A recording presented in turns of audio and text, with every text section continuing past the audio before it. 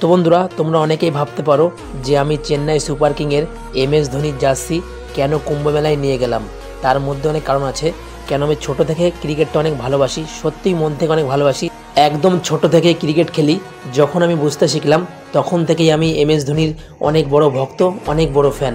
তাকে দেখার জন্য আমি অনেকবার স্টেডিয়ামে গেছি খেলা দেখতে, এবং খুব শীঘ্রই MS ধোনির রাঁচির যে বাড়ি সেখানে আমি যাব এবং তোমাদের সঙ্গে পুরোটা শেয়ার করব। তো জানি না দেখা হবে কি হবে না, তো আশা করি ফ্যান হিসেবে যদি দেখা হয় তো খুব ভাগ্যের ব্যাপার। এবার বলছি ডুবটা কেন দিলাম।